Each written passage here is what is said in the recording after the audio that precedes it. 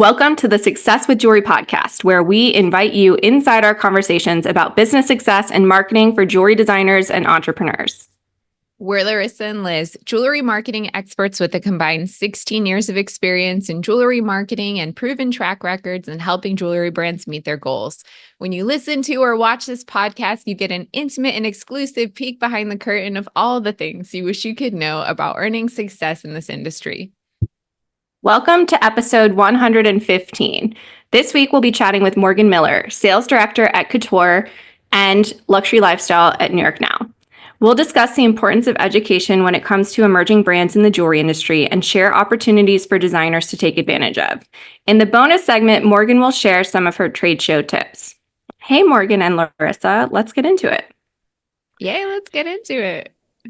This is Morgan's first podcast, and we're excited to have her. Why don't you go ahead and introduce yourself a little bit more?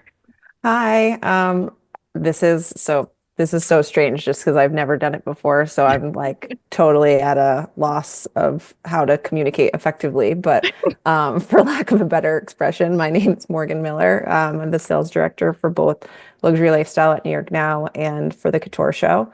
I've been in the jewelry industry for close to 15 years now. My background prior to being on the trade side was I had done wholesale for different brands and had kind of had the in-house experience for independents.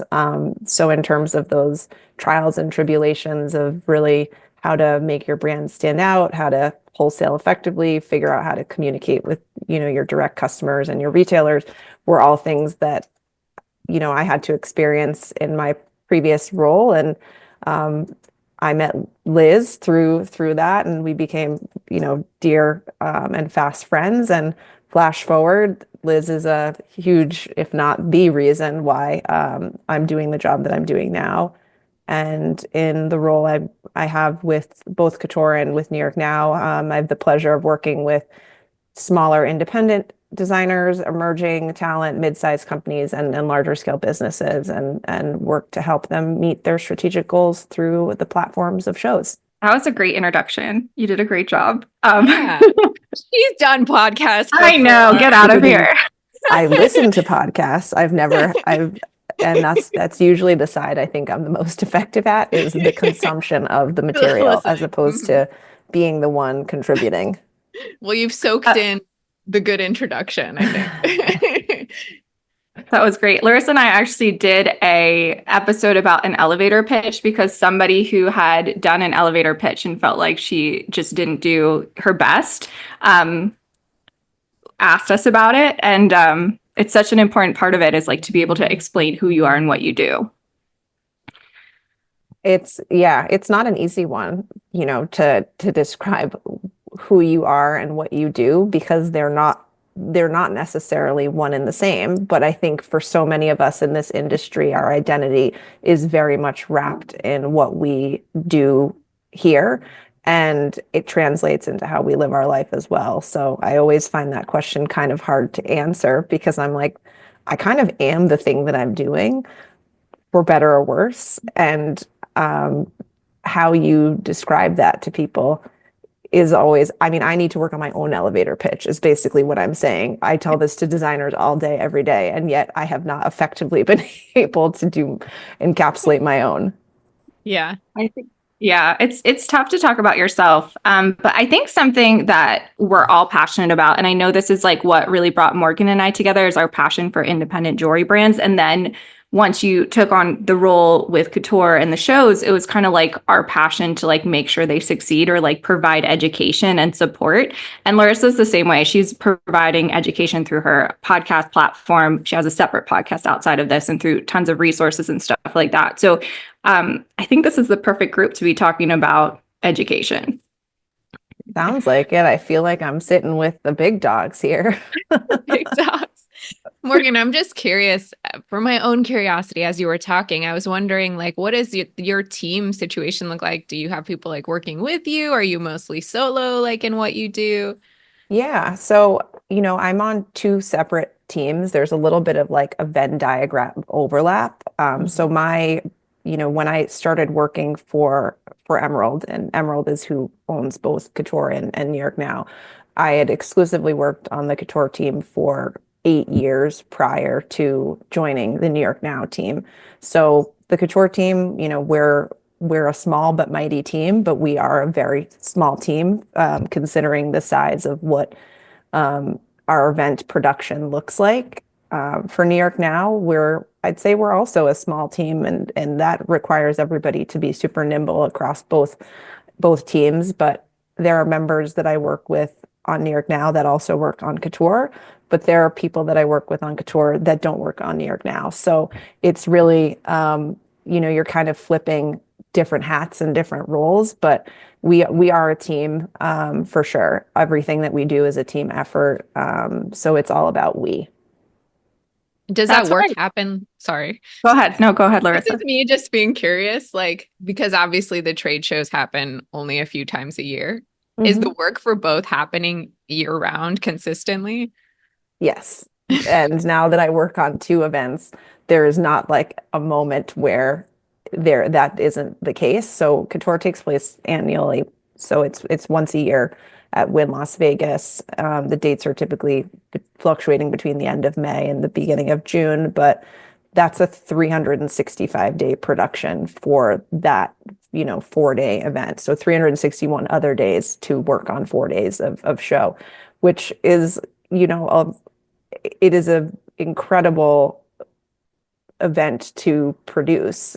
The team works tirelessly, and it's interesting because, of course, when clients show up and people are asking about, what it was to produce it, my favorite question, facetiously, is what do you do for the rest of the year, which is a very common question that we get asked. And the answer is this is what we do all year round before you even consider thinking about 2026 or 2027. Well, we're already there. We're already thinking about the way that our event can evolve and grow, and how we are anticipatory with the market and not reactive in terms of market needs. So the same is, I'd say the same for New York Now. New York Now is interesting because we're a biannual show. So that show takes place in February and in August. So you are having to consider the both segments of your marketplace.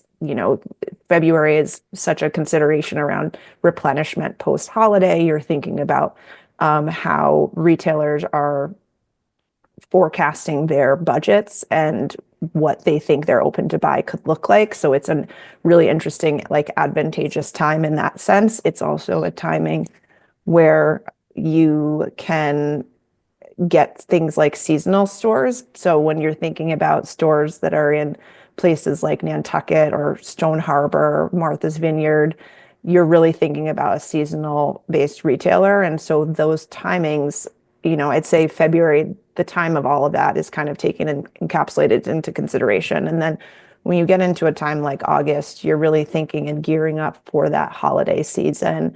And that's really going to be a critical mass and like legwork to get to the place where you're having those orders delivered in time for that October window. So you're really, for New York Now, you're in two places at once. So as I'm thinking about and getting into a place of working with clients on February, I'm already having conversations with those same clients about August, but I'm also having conversations with prospective people who, have maybe not come to the show before, people who want to come back. We also have a couple of clients who can only do one event a year. So if I was thinking, I have a client who's an Australian brand who, they're not a jewelry brand, but they're a luxury textile company.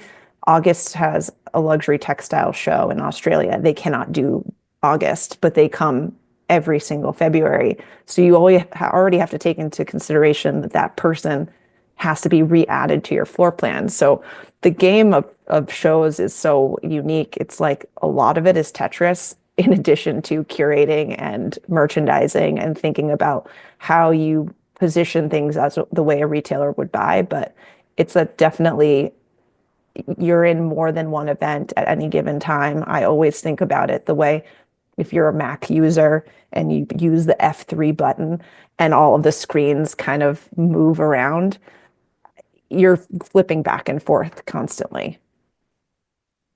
Even what you just shared here about trade shows, and obviously I know this because I've worked with trade shows, but it's so interesting for designers. And I think that not many people understand the scope of couture, for example, like the events that are a part of it, like just all that goes into it. And then also like just what goes into the show team getting ready for a show like New York Now.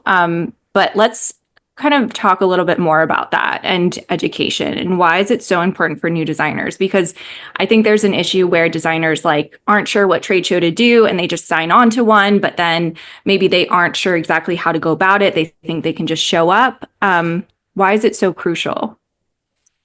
I think education for anything, whether it's trade shows or just like how to run your business, is so integral to the potentials that can, happen for your business. So I think if we were to look back, 20, 30 years ago, the concept of trade shows felt really simple. They felt very straightforward in that you secured space.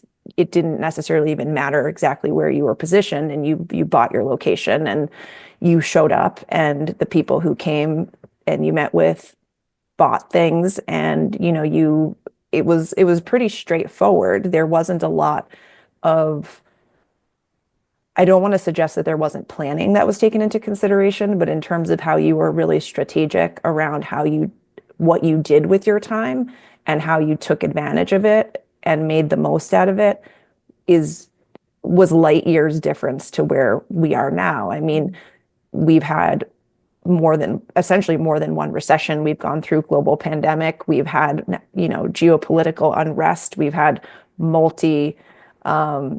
especially if we're talking about the US, not to get political, but like we've had very changing administrations. And so that all comes into play in terms of how trade shows and how retailers and designers are all engaging with each other through certain platforms. And so I think the elephant in the room is also like always talking about, things like consignment, which I'm happy to talk about at a later stage, but I just want to at least Easter egg it, and that has changed the way that the rules of engagement have shifted. And so the rules of engagement in general have changed over the last 20 to 30 years. But when you think about getting ready for a show, is you can't just show up the way that maybe you could before. Is now you have to really think about, what does outreach look like? What does my prospect universe look like? Who is my target audience market? Like,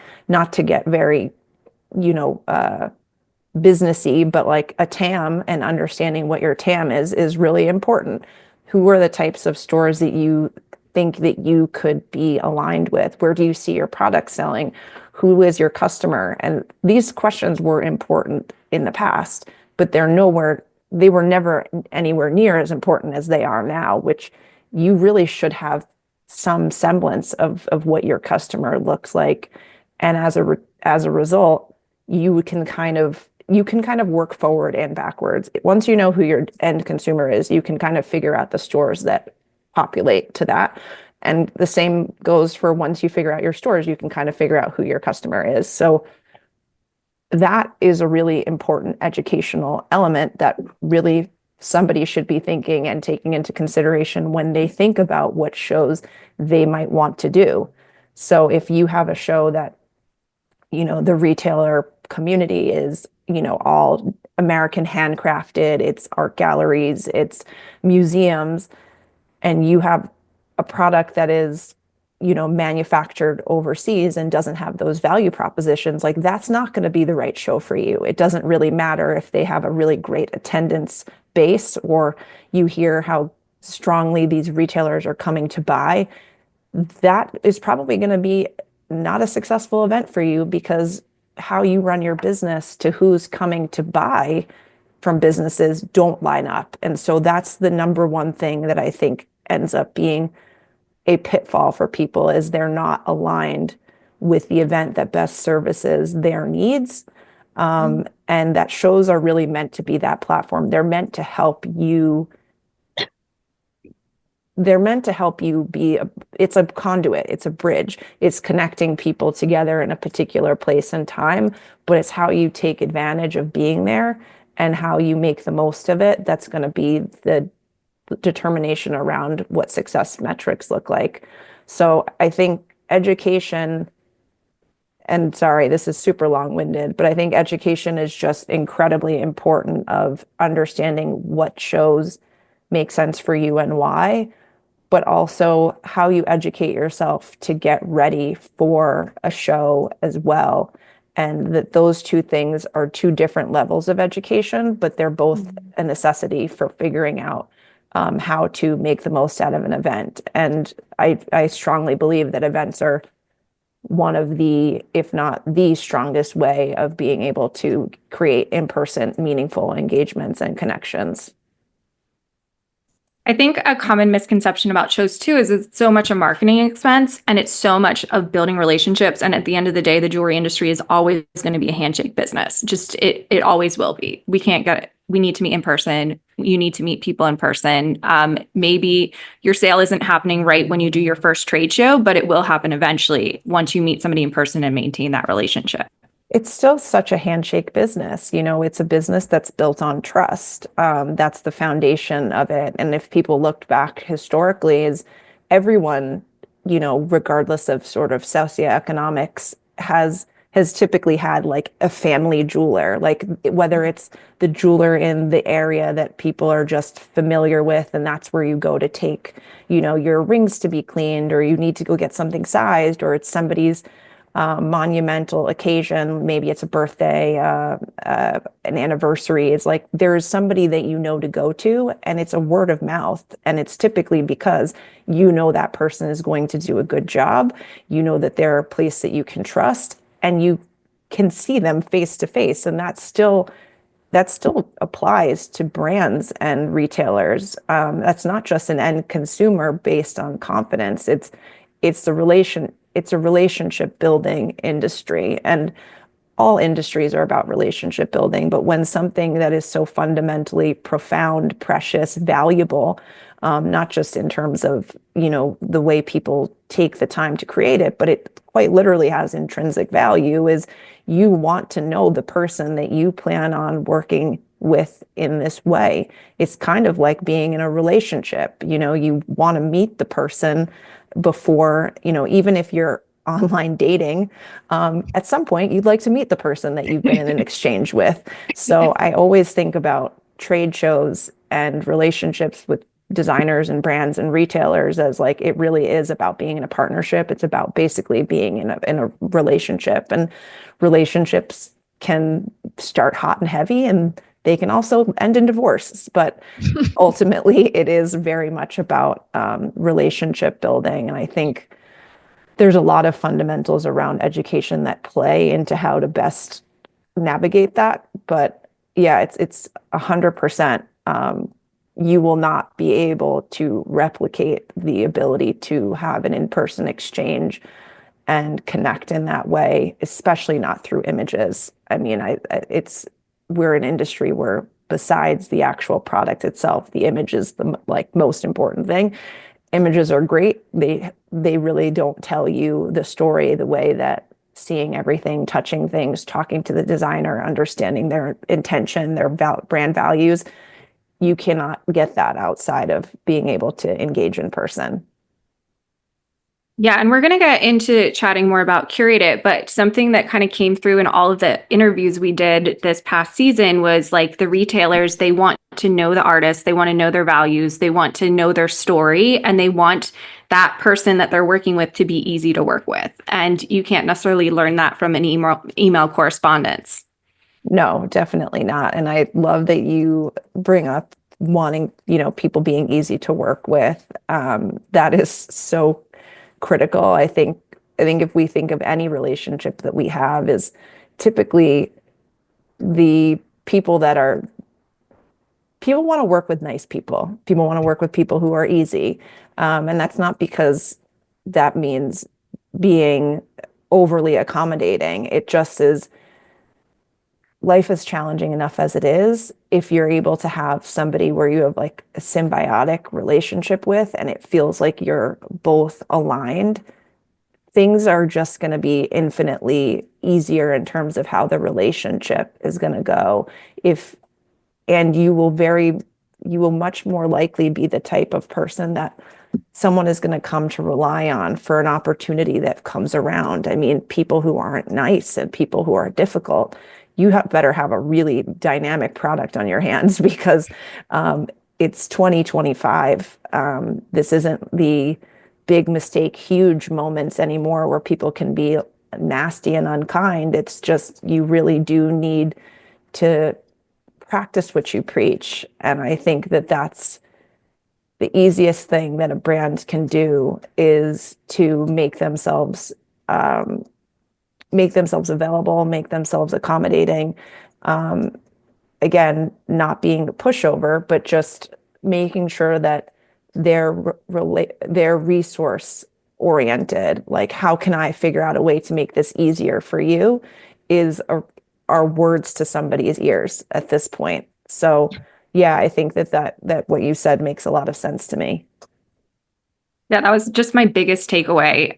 So just to get into it, Curate It at Luxury Lifestyle at New York Now is a program that launched a year ago, and we're on our third show cycle coming up February 2nd through 4th. And we're really excited. It's a really strong group of designers. Actually, Laryssa texted me the other day and she's like, I'm in love with all of these designers you're featuring. That's awesome. I love that. It's so good.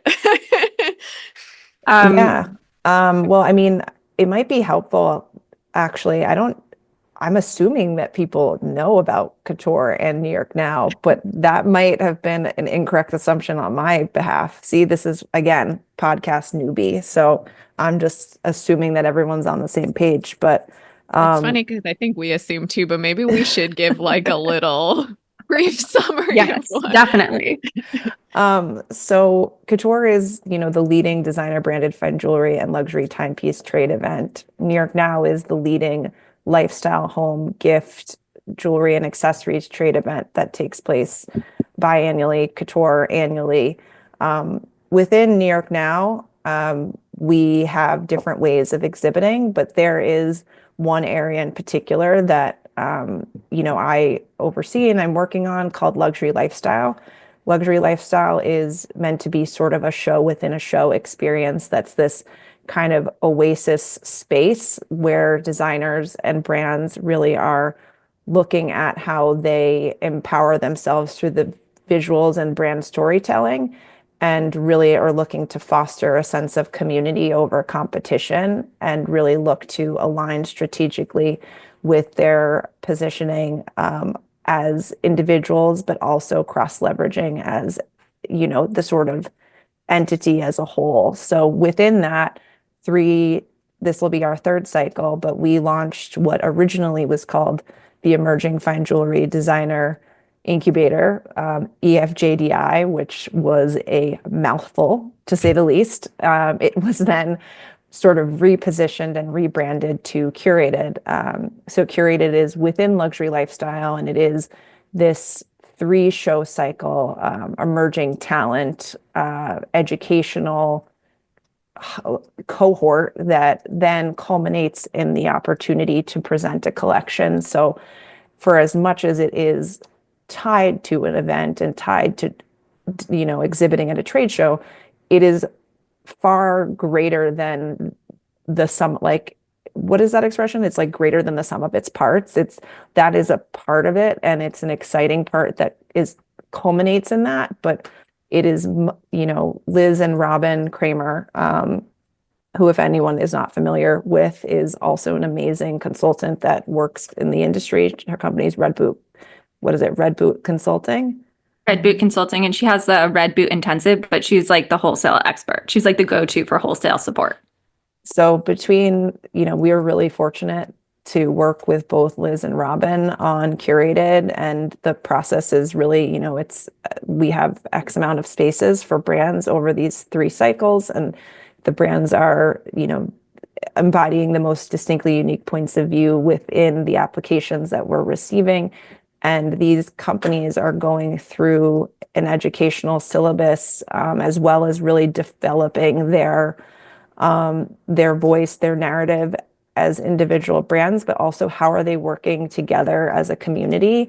And it's been such an honor and privilege to watch these different designers really come into their own and be able to develop something like an elevator pitch, be able to work and refine online sheets, how they, do outreach to retailers, how they look at a showcase and strategically lay out their visual merchandising, and how do they work on pricing and think about their cost structure so that they're paying themselves along the way.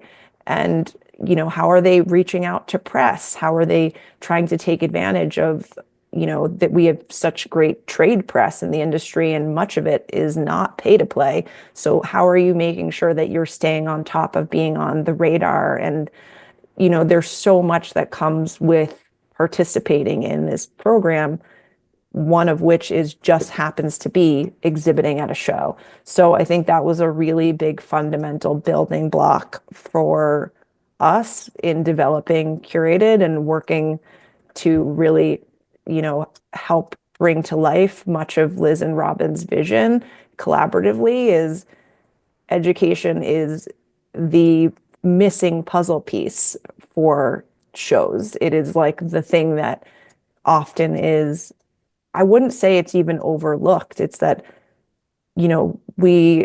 all of these companies that run events, like the teams are finite.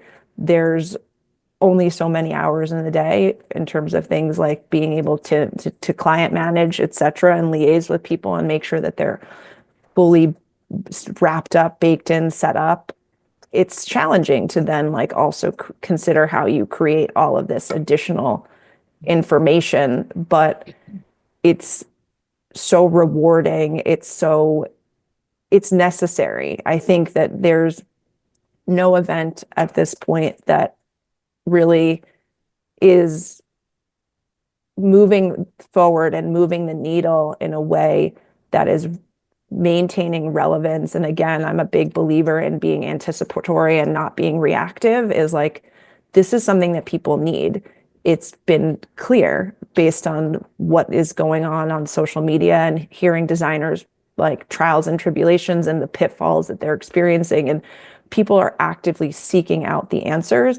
As much as this is a business based on trust and a handshake business, it is also an industry kind of shrouded in secrecy.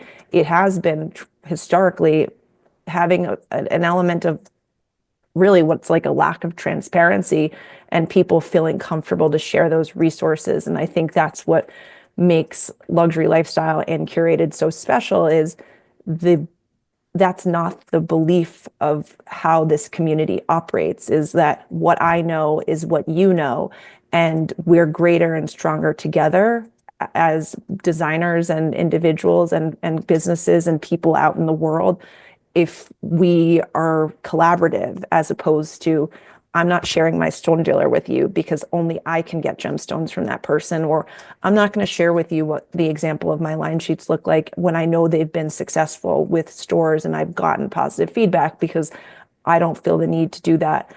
That's not something that happens here. And that's really, I think, the tonality that has been set by the New York Now team, and really especially with Liz and Robin, and their years of expertise and just the way that they approach from a global view of how we need to be making changes and strides as an industry. Yeah, while you're speaking about all of that, I was just thinking about Cindy Edelston, because I feel like she did this in some sort of capacity, not as formally, but like she was very much helping emerging brands make their way in the industry, supporting them in trade shows, like providing some education in a less formal way. And then I also did it with the New Designer Gallery at JA New York. But I've never seen it done this way. It's like an actual like syllabus with, really great, segments that help people through creating their line sheet and merchandising and pricing and all of that, but also really incredible speakers. And another big takeaway from the past, year of doing this is that people are so open with information, even like top retailers, top editors, top designers, they are more than happy to share, and they are so authentic with how they share this information, and they're really open to helping emerging brands find their footing. I think that's sort of the again, this is sort of that collective, we're stronger together than we are apart. And I think I've noticed that in retail. I feel like earlier than I saw this sense always of camaraderie on the other side is for a lot of these retailers is like, we're friends, Paul from Twist is friends with Jay from Marissa Collections, and they're friends with Laura from Broken English. And it makes sense that they are all collaborative with one another. I mean, retail is retail. So the challenging things that one person is experiencing is very likely the challenging things that somebody else is. And how can we be a resource to each other so that any of the, like, if all of a sudden people are noticing that there is like a lack of consumer confidence, like that's a collective issue. So like, what have you done resource wise, or maybe you're figuring out things in terms of how you're approaching your trunk shows or how you're reaching out directly to clients, is like, they're all doing that with each other. And so it totally makes sense to me that designers would be embodying the same thing. And we've been fortunate enough to see that at Couture for the entire time that I've been there. I think that's really the entire ethos of this jewelry summer camp, where everyone's, stronger together. But that's been a really important thing to bring into a space for emerging talent, especially because it's the most volatile group in terms of being pushed to a place of, let's call it what it is, the financial constraints and the financial. I'm totally blanking. I really hope that for this part you edit this.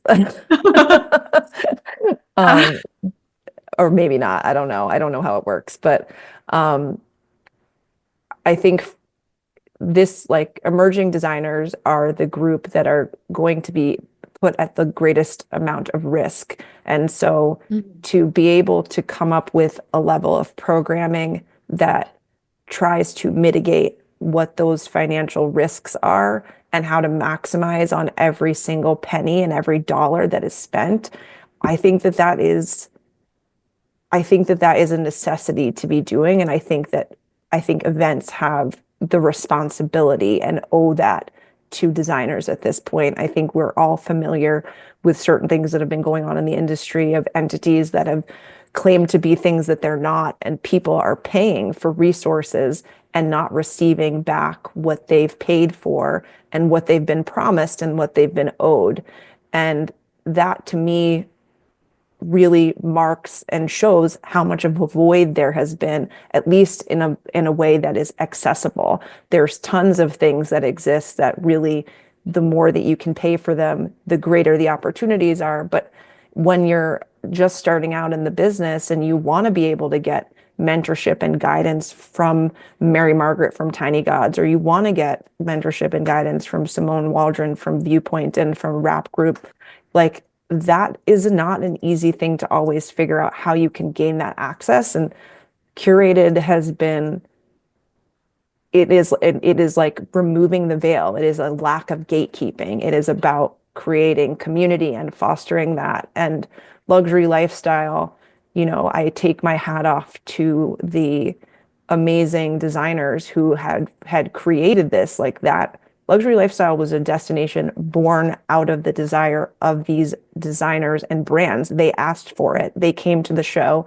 They felt that this is something that they needed, and the show responded, which I think is a real testament to the voice and the empowerment that brands actually have, and that they have the agency to be able to have real, frank, and candid conversations. But like, women like Elizabeth Kellen and women like Annette Ferdinandson and Brooke Gregson and Julie Cohen, like, these are really amazing visionaries in everything that they do. And it speaks volumes to me that they've continued to make amazing strides in the industry, but they're really receptive and really responsive and so kind and gracious to give their time to the next generation, and to be able to have both sets of exhibitors being there side by side and supporting each other is just not something that you find in a typical trade show environment. And so I think that just speaks a lot about what curated is and what luxury lifestyle is as a whole at New York Now. It's so true. Elizabeth Kellen was walking her retailers. Like, and this is a designer who's back to back with appointments during a show. And she's walking some of her retailers around the curated section because she believes in the emerging talent so much. And I mean, they've been in business Dana Kellen's been in business for 30 years. I mean, it says a lot that 30 years in business, that you have these amazing veterans who are still participating in shows. They're still working the room. They're still making these meaningful connections. They're managing their existing accounts and making sure that they can meet all these people in one place. They're meeting net new. They're creating visibility and opportunity for both themselves and the next generation. And that way of working is just, it's like a dream come true. So for somebody to work on an event and to see that that's the organic way in which your community is, and community, I think, you know, if this was a drinking game, I'd say community a lot. You'd be very, very drunk. But that really is, I think, the key defining term.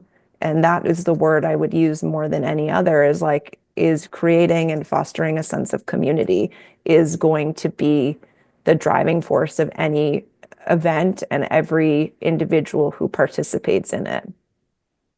Yeah, and I want to ask Laryssa, because she walked curated at Luxury Lifestyle in August. I mean, and I feel like we talked about it after and you felt that sense of community, but I'd love to hear kind of what you were thinking walking it.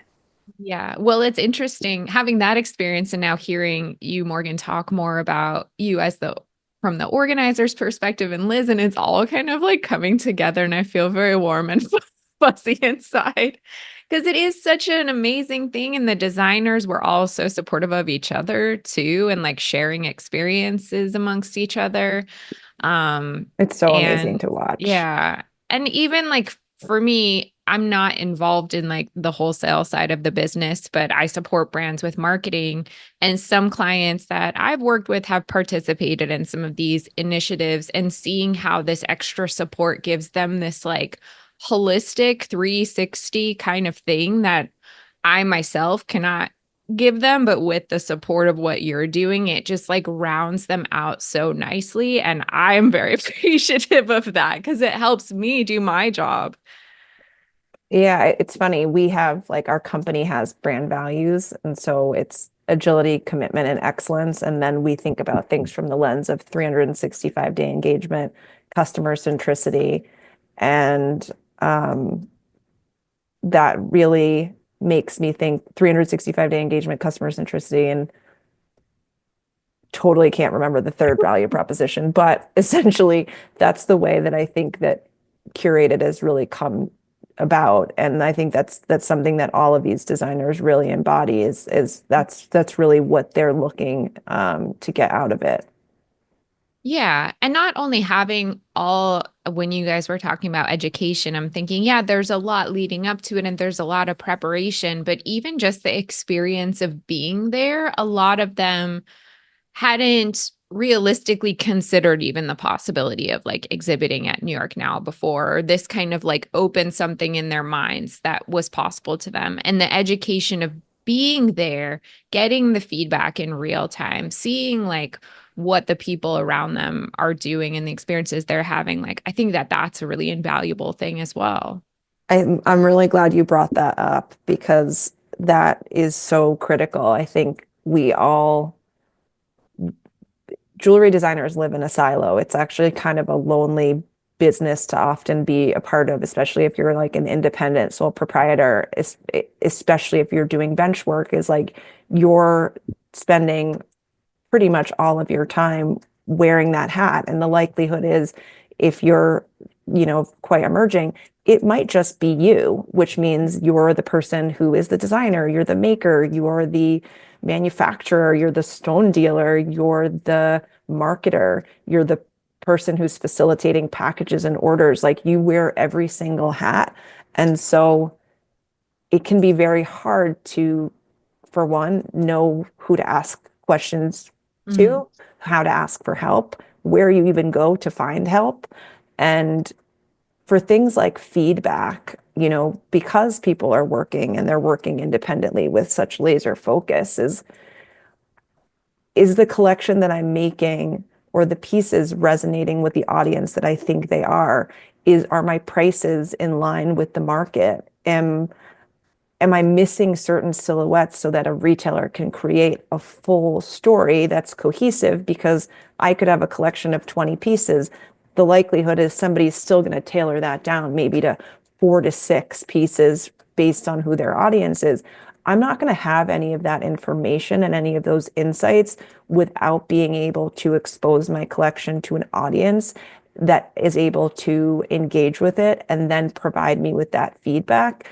That doesn't necessarily mean like I'm getting a sale today, but the information that I'm walking away with is invaluable in terms of how I continue to propel my business forward. And so that's really another thing that I think is so valuable from a show perspective. And I'm really glad that you brought that up, because it really is, everything is an opportunity. Information is always something that's being gathered. And I think you gain a lot of that from shows. And it's, I love that Curated has existed and comes to be the way that it is, because I don't know that everyone realized that New York Now really had a robust offering for jewelry the way that it does. And that's continuing to grow and expand, which I'm really excited about. And I think Curated has been an amazing driving force of that conversation. I think Luxury Lifestyle has been a huge contributor to that as well. And so to continue to be a place and a hallmark for emerging talent is part of our, it's a core value for us in terms of how that business is being run. And with this episode, we should be able to include the link to apply for Curated at Luxury Lifestyle at New York Now. So if that's something you're interested in, you can always message me or Morgan. And Morgan, thanks so much for being here. In the Insider episode, we'll touch on some of the stuff we missed talking about. Thanks for having me. Thanks for being here. You were great for your first podcast, by the way. Yes, A+. Are you an emerging brand seeking educational opportunities? Let us know. Visit successwithjewelry.com. And if you love the podcast, we'd love to hear from you. Send us a message or leave us a review. Thanks for being a part of our community.